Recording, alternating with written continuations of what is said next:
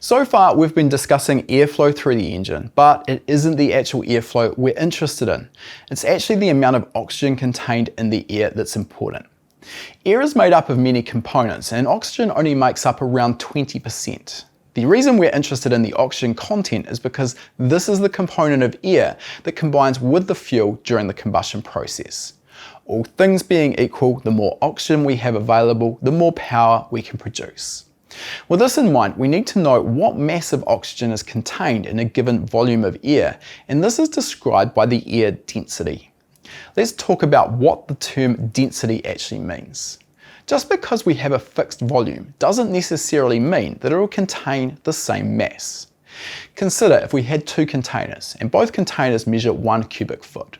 The first container is filled with feathers, while the second container is filled with sand.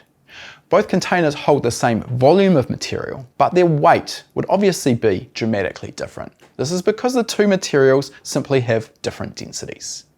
Air density is described by the Greek symbol ρ.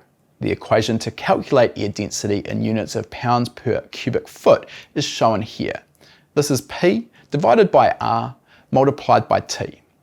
Let's discuss each element in the equation separately. Rho is the air density, and this is what we're trying to calculate. P is the absolute pressure measured in pounds per square inch. R is a constant known as the specific gas constant, and in imperial units is defined as 53.35. Finally, T is the air temperature in degrees Rankine.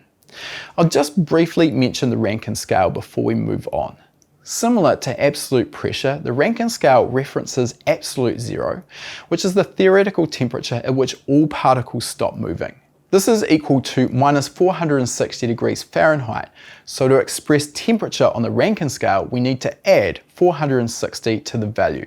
In this case, our standard temperature of 59 degrees Fahrenheit would become 519 on the Rankine scale. Lastly, we also need to change the units of pressure from pounds per square inch to pounds per square foot, since that's how we want to express our density. To do this, we need to multiply our pressure in PSI by 144, since there are 144 square inches in 1 square foot. If we look at our equation now, we can see that we're multiplying the pressure on the top by 144, but on the bottom of the equation, we're multiplying our temperature by 53.35. We can simplify this as 144 divided by 53.35, which is equal to 2.7. So we can just multiply the pressure on the top of the equation by 2.7 for simplicity. This accounts for the specific gas constant as well as changing the units from pounds per square inch to pounds per square foot.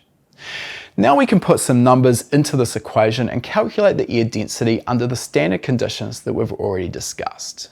We already know that air pressure is equal to 14.7 psi under standard conditions, and we now know that the air temperature is equal to 59 degrees Fahrenheit, which is 519 on the Rankine scale. Now we can solve the equation and we find that the air density under standard conditions is equal to 0.076 pounds per cubic foot. The key points you need to understand from this module is that air has a density and that this density varies with both temperature and pressure. Remember, it's the mass of oxygen contained in the air that we're really interested in when it comes to the performance of an engine, so we need to know how to calculate the air density based on the current operating temperature and pressure.